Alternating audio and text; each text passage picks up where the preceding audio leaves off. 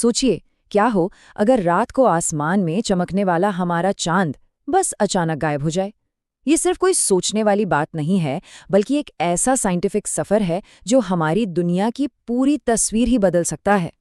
तो चलिए साथ मिलकर इस कल्पना की गहराइयों में उतरते हैं। सवाल सुनने में बहुत सीधा लगता है ना, पर इसके जवाब में तो तबाही की एक पूरी दास्तान छिपी हुई है कि अगर हमारा चांद तबाह हो गया तो आखिर होगा क्या।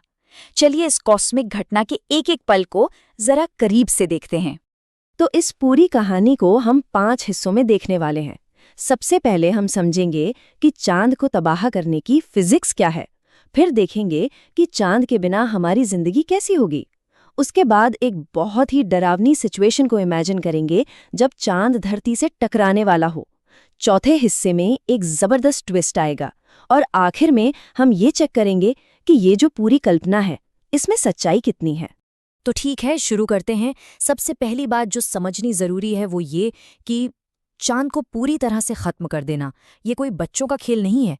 इसके लिए इतनी ज्यादा एनर्जी की जरूरत पड़ेगी कि हम सोच भी नहीं सकते। तो देखिए, चांद को सिर्फ तोड़ना नहीं है, उसे पूरी तरह से मिटाना है। मतलब ऐसा कि उसके टुकड़े वापस जुड़कर फिर से एक चांद न बना लें। और इसके लिए कम से कम इतनी एनर्जी तो चाहिए ही होगी।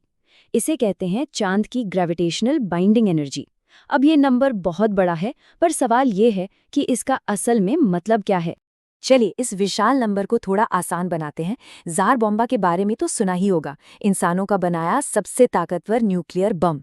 तो चांद को मिटाने के लिए आपको ऐसे एक दो नहीं, पूरे 600 अरब जार बॉम्बा एक साथ फोड़ने पड़ेंगे। या फिर इसे ऐसे समझिए, हमारा सूरज 6 मिनट में जितनी एनर्जी बनाता है वो सारी की सारी एनर्जी एक झटके में चाहिए होगी। मतलब ये तो सच में एक कॉस्मिक लेवल की ताकत है। अच्छा, अब एक अलग सिचुएशन इमेजिन करते हैं। मान लीजिए चांद तबाह नहीं होता, बस अचानक से गायब हो जाता है। तो फिर हमारी धरती का क्या होगा? इसके नतीजे क्या होंगे?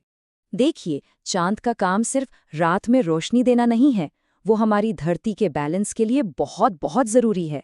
उसके बिना समुद्र की लहरें एकदम छोटी हो जाएंगी और इससे कोस्टल एरिया की पूरी लाइफ डिस्टर्ब हो जाएगी। हमारी पृथ्वी का जो झुकाव है वो भी एकदम डगमगाने लगेगा, जिससे मौसम पूरी तरह से बिगड़ जाएगा। मतलब कभी भयंकर गर्मी तो कभी जमा देने वाली ठंड। और हाँ, वो जो खूबसूरत सोलर और लूनर एक्लिप्स होते हैं वो भी हम फिर कभी नहीं देख पाएंगे। अब आते हैं सबसे डरावनी कल्पना पर।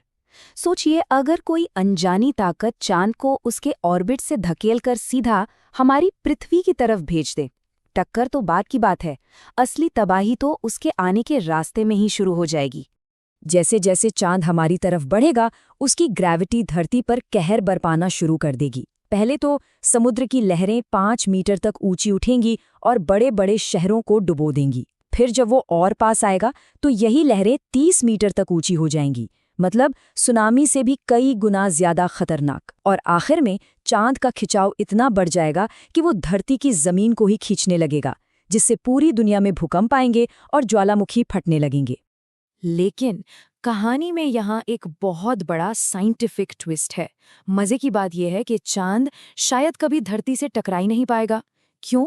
क्योंकि उससे पहले हमारी पृथ्वी ही अपनी ग्रेविटी से उसे तबाह कर देगी।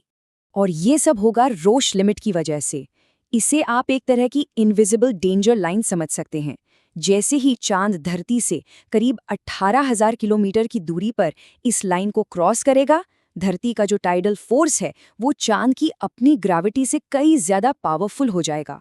और बस जैसे ही चांद ने वो लाइन पार की, धरती की ग्रेविटी उसे बेरहमी से खींचकर तोड़ देगी, उसके टुकड़े टुकड़े कर देगी। और ये सारे टुकड़े धरती से टकराएंगे नहीं, बल्कि उसके चारों ओर घूमने लगेंगे और हमारे प्लैनेट के चारों तरफ सैटर्न की तरह एक बहुत ही खूबसूरत रिंग बना देंगे। अब ये नज़ारा आसमान से देखने में तो बहुत खूबसूरत लगेगा, पर जमीन पर रहने वालों के लिए ये किसी बुरे सपने से कम नहीं होगा। सोचिए, चांद के लाखों टुकड़े लगातार उल्काओं की तरह धरती पर बरसेंगे। ये रिंग सूरज की रोशनी को ब्लॉक कर देगी, जिससे हमारी धरती जमने लगेगी और एक नया आइस एज शुरू हो सकता है। हमारे सारे सैटेलाइट्स तबाह हो जाएंगे और धूप न मिलने से फोटोसिंथेसिस कम होगा, मतलब हवा में ऑक्सीजन की भी कमी हो जाएगी। तो ये तो थी एक जबरदस्त कल्पना, लेकिन क्या साइंस में ऐसा होना पॉसिबल है? असलियत क्या है, चलिए अब जरा वो भी समझ लेते हैं। देखिए, असल में बात यह है कि कोई भी टक्कर जो इतनी पावरफुल हो कि चांद को उसके ऑर्बिट से हिला दे, वो उसे एक बॉल की तरह आगे नहीं धकेलेगी, बल्कि उससे वहीं पर तोड़कर बिखेर देगी। चांद कोई बिलियर्ड की ठोस बॉल नहीं है, वो तो चट्टान का एक बहुत बड़ा गोला है, जो इतने बड़े इम्पैक्ट से चकनाचूर हो जाएगा। और सबसे बड़ी, सबसे जरूरी सच्चाई तो ये है, चांद हमारी धरती के पास आ ही नहीं रहा है। असल में तो वो हर साल हमसे करीब करीब 1.5 इंच दूर जा रहा है। तो धरती से टकराने का तो सवाल ही पैदा नहीं होता। लेकिन इसका मतलब ये बिल्कुल नहीं है कि ब्रह्मांड में चांद तबाह नहीं होते। साइंटिस्ट का मानना है कि सैटर्न की जो खूबसूरत रिंग्स हैं, वो शायद ऐसे ही किसी टूटे हुए चांद का मलबा है। और तो और, भविष्य में नेपट्यून का चांद ट्राइटन, वो भी अपने प्लैनेट की रोशे लिमिट को पार करके एक दिन बिखर जाएगा। तो आखिर में एक बहुत ही मजेदार सवाल सामने आता है। ये जो घटना है, ये हमारे सोलर सिस्टम में दोबारा होने वाली है। मार्स का जो चांद है फोबोस, वो धीरे धीरे मार्स के करीब आ रहा है और करीब 5 करोड़ साल बाद वो भी टूटकर मार्स के चारों ओर एक नई रिंग बना देगा। ये एक ऐसा कॉस्मिक ड्रामा होगा जिसे शायद हमारी आने वाली पीढ़ियां देखेंगी। और ये हमें याद दिलाता है कि ये यूनिवर्स, ये हमेशा बदलता रहता है, ये कभी रुकता नहीं।